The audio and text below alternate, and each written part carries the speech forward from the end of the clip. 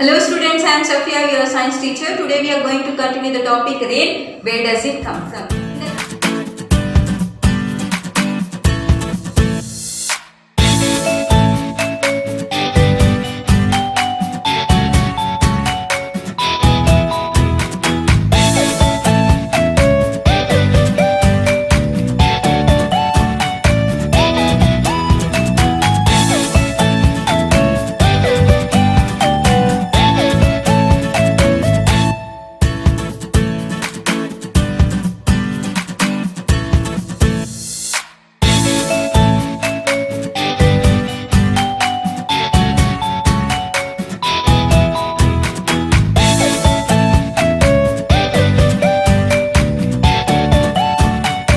In the last session, we have discussed about two processes, that is evaporation and condensation. So evaporation and condensation are important for the formation of clouds, and clouds are important for the rainfall. As we know that all kinds of clouds will not give out rain. So which kind of clouds will give the rain? Let us find out. First of all, clouds and rain. How this rain and clouds are related? We know clouds will give the rain. So how clouds are formed? Actually because of condensation. So on a warm day, the sun heats up the surfaces like land and water. It will heat both the land and water. So water present in the water bodies like seas, oceans, lakes, ponds, etc. will get heated up, and as a result the water will change into water vapor, and that water vapor will be rising up in the sky, and as we are going away from the surface of the water, the atmosphere here will be cool, the air here will be cool. So the water vapor will be changing into floating water droplets. These are floating water droplets, and these floating water droplets will be visible as the clouds. So only at one place the clouds will not take place. There are some other water bodies as well. There also same procedure will take place. Water will change into vapor, and that water vapor will be floating in the atmospheric air, and because the air is cool, the water vapor is condensing into tiny water droplets. So this is how clouds will be formed. If you want, you can see the formation of clouds in your kitchen also. Take one vessel, fill the water in the vessel and cover it with the lid. Heat that water, keep it on the stove and heat the water.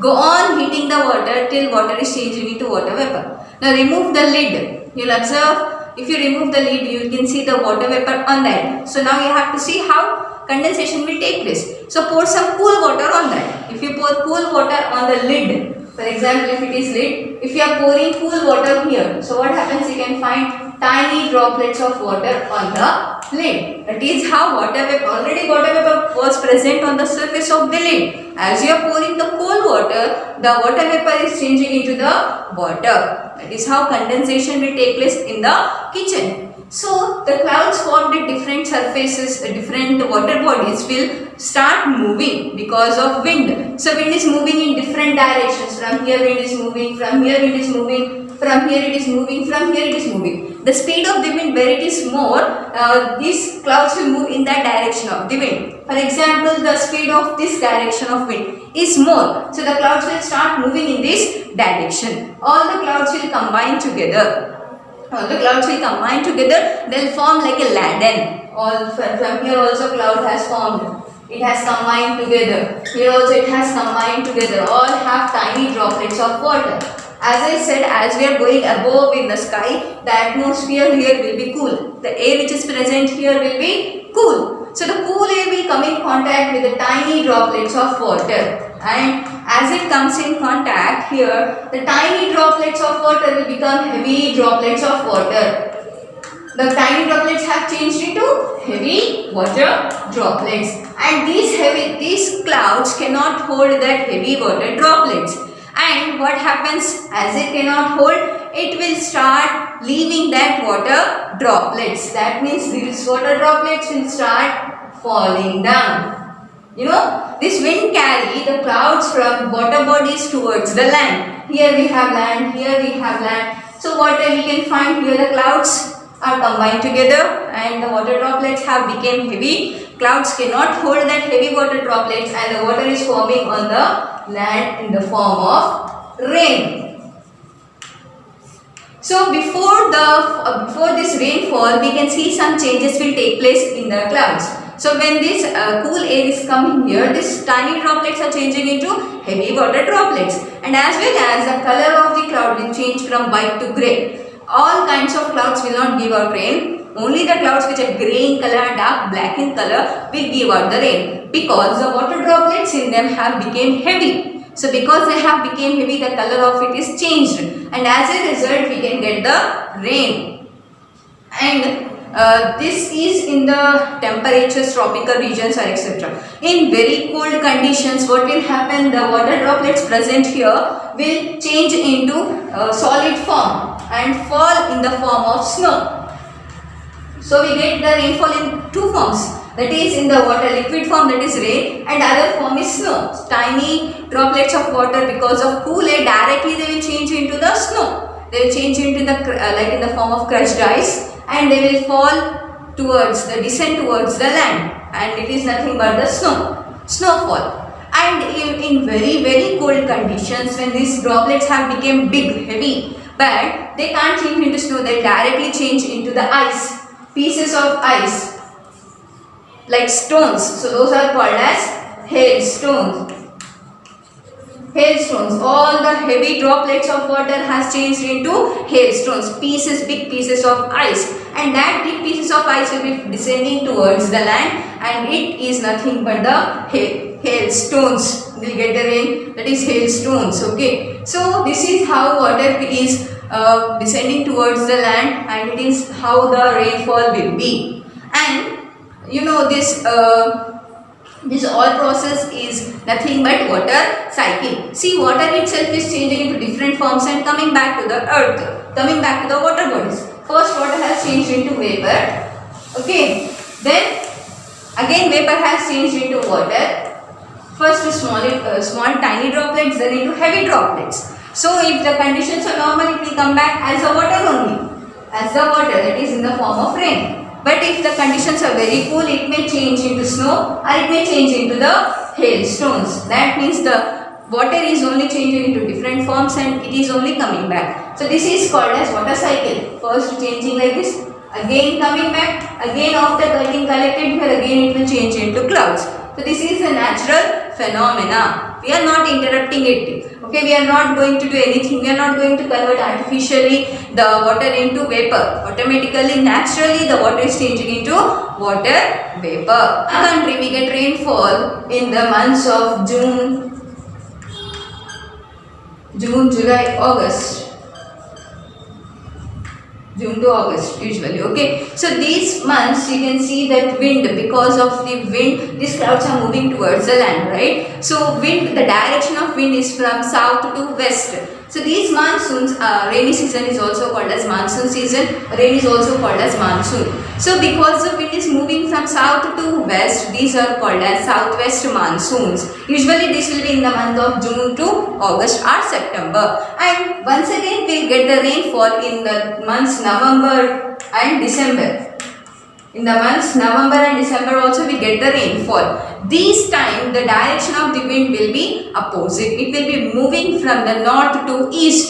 So these monsoons are called as northeast monsoon. First, which will be getting rainy season, that is because the wind is blowing from south to west, those are called as southwest monsoons. Because second time, that is in the month of November and December, as the wind is blowing from the north to east, these are called as northeast monsoons.